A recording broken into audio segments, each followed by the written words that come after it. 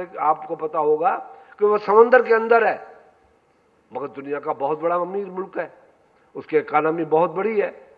क्यों?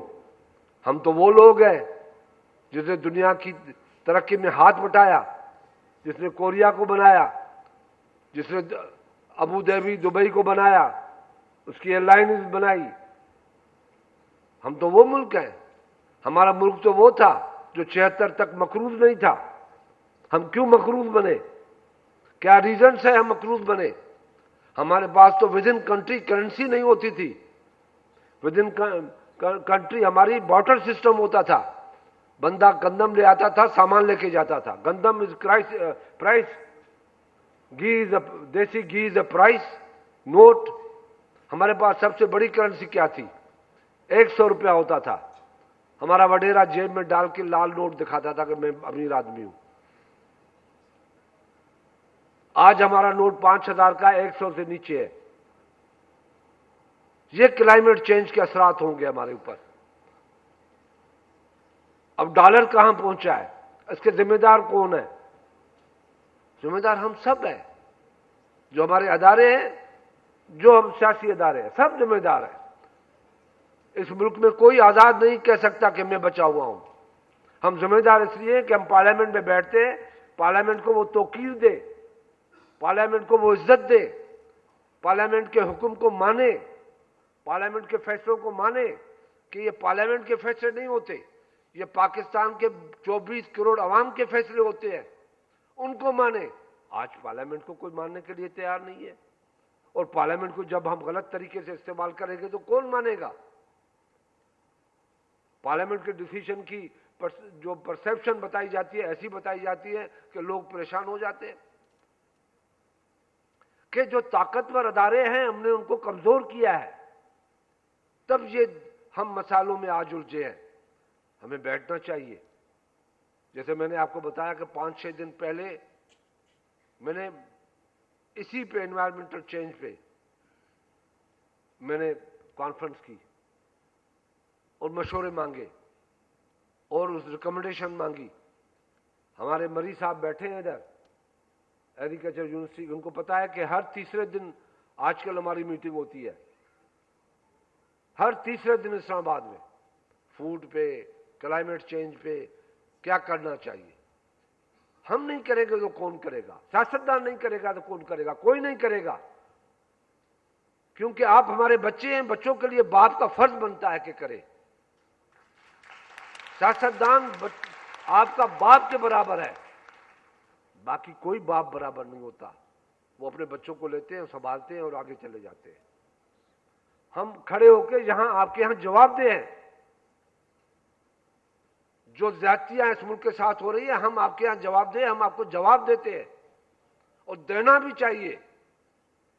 आपका फर्ज बनता है कि आप हमसे पूछें। जब तक आप हमारे गिरेबानों में हाथ नहीं डालेंगे, तब तक हम उस रास्ते पे नहीं आ सकेंगे। हम इस बात पे खुश होंगे तो मैं एमएनए हूं, मैं मिनिस्टर हूं, मेरी गाड़ी को झंडा है। आपको पता होना चाहिए कि मैं झंडा लगा के नहीं घूमता। आपके पास भी आया हूं, झंडा नहीं है मेरी गाड़ी को। शर्म आती है कि आज लोग भूखे होंगे, कहेंगे ये वजीर जा रहे हैं। उस शर्म से बचने के लिए और कोई मसला नहीं है, कोई कॉम्प्लेक्स का प्रॉब्लम नहीं है। प्रॉब्लम यह है कि जो गरीब लोग आज मसालों में उलझे हुए हैं, वो उंगली ना उठाएं पाकिस्तान के झंडे के ऊपर, क्योंकि ये झंडा हमारे लिए शान भी है, इज्जत भी है, छांव भी है, जिसके अदब में हम खड़े हो जाते हैं। तो इस कॉन्फ्रेंस का रिजल्ट आना चाहिए और इस कॉन्फ्रेंस का रिजल्ट हमें अपनी एग्रीकल्चर यूनिवर्सिटियां देंगी, दाऊद इंजीनियरिंग कॉलेज के निकले हुए बच्चे देंगे, इस मुल्क का जी शोर अवाम देगा। सिर्फ स्लोगन से ये मुल्क नहीं चलेगा, नारों से ये मुल्क नहीं चलेगा। Practically we move, practically we show कि हमें क्या करना है। क्योंकि ये पाकिस्तान के 24 करोड़ अवाम का नहीं, आने वाली नस्लों को भी सामने रखें, उनकी जिंदगी का सवाल है। हमसे आने वाली नस्लें पूछेंगी कि आपने क्या किया, आपने एनवायरनमेंट का क्या किया? गिरवे पानी का क्या किया? दुनिया तो इतनी तरक्की कर गई है कि उनका कचरे का पानी अलग है, नहाने का पानी अलग ड्रेन होता है। हमारा तो उसी, आप में से बुजुर्ग बैठे एक दो मुझे नजर आ गए, उन लोगों ने पुराना दौर देखा होगा। अस्पतालें नहीं थी, छोटी सी अस्पतालें होती थी और दवाएं बड़ी कम होती थी, बीमारियां बड़ी कम थी। आज क्यों है बीमारियां? इसलिए कि हमने मुल्क का इंफ्रास्ट्रक्चर बिगाड़ दिया है। मुल्क के पॉपुलेशन के साथ मैच होकर नहीं चले हैं। पॉपुलेशन बढ़ती गई, अस्पतालें वहां ही हैं। पॉपुलेशन बढ़ती गई, एजुकेशन का स्टैंडर्ड उससे भी कम है। पॉपुलेशन बढ़ती गई, एग्रीकल्चर का तरीकेकार वही है, पानी दे दो, गंदम छाट दो, हो गया चावल, काम पूरा, वही सिस्टम है। हम पॉपुलेशन की ग्रोथ के साथ मैच होके नहीं चले हैं। बहुत से इशू हैं। ये ऐसा टॉपिक है जिसके लिए आपको 4 घंटे बोलना पड़े तो कम है। इसमें सारे मुल्क की इकोनॉमी इसमें शामिल है। क्लाइमेट चेंज में पाकिस्तान की नहीं मगर दुनिया की इकोनॉमी शामिल होती है कि हमारी इकोनॉमी क्या होनी चाहिए। वो क्लाइमेट चेंज से आपकी इकोनॉमी बनेगी। ताज इधर साहब, मैं सही कहूं तो सही कहना, वरना इधर से ना कहना। दुनिया आज जितनी इकोनॉमी में आगे बढ़ेगी वो क्लाइमेट चेंज के साथ बढ़ेगी, क्लाइमेट चेंज के साथ मिलके बनेगी, उसके साथ चल के बनेगी। क्लाइमेट चेंज सिर्फ नाम नहीं है, आपकी मैशियत भी है। हमें सोचना चाहिए, ये बातें अपने तक न रखें। अपने तक रख के फिर घर पे जाएं कि आज आए थे, खुर्शीद शाह साहब ने ये भाषण दिया, पता नहीं खुद अमल करता भी है या नहीं करता। मैं अमल करूं ना करूं, कम से कम आप जरूर करें।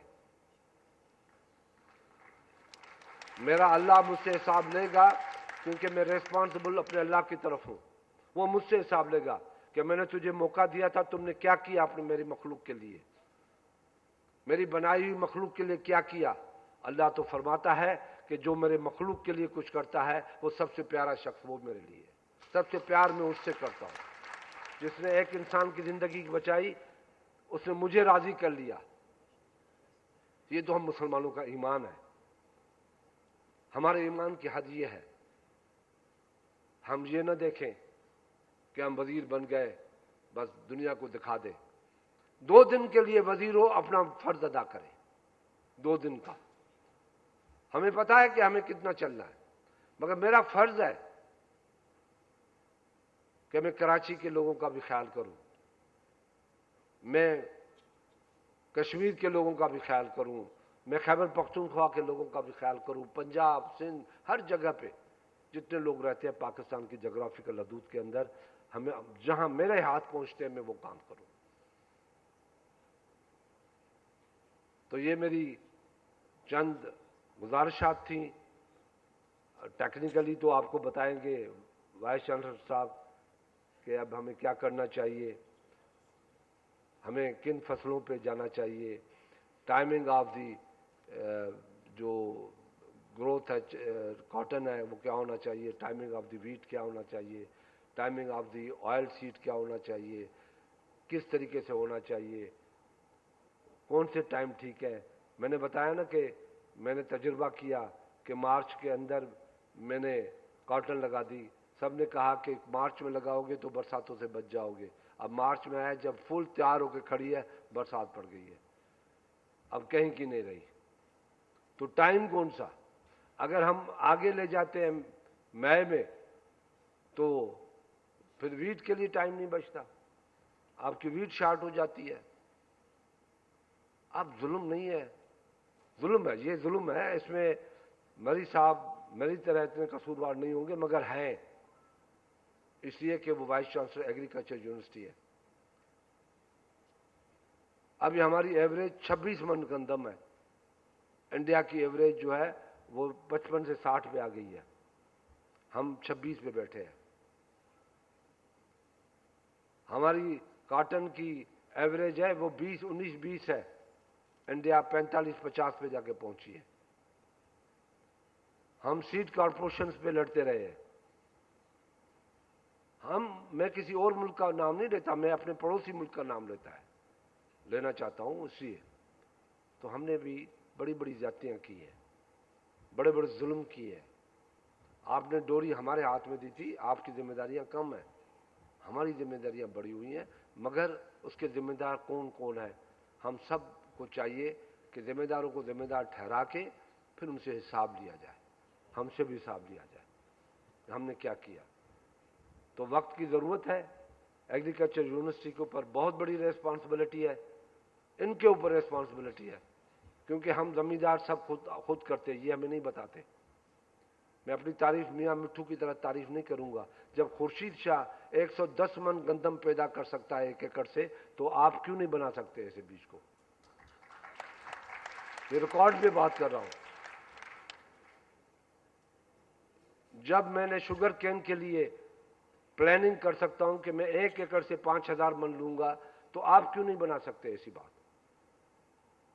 वो वाइस चांसलर फैसलाबाद यूनिवर्सिटी का देखने आ रहा है, मगर मेरे वाइस चांसलर ने नहीं कहा कि मैं देखने आ रहा हूं कि कैसे ये आपने तैयार कर रहे हैं 5000 मन।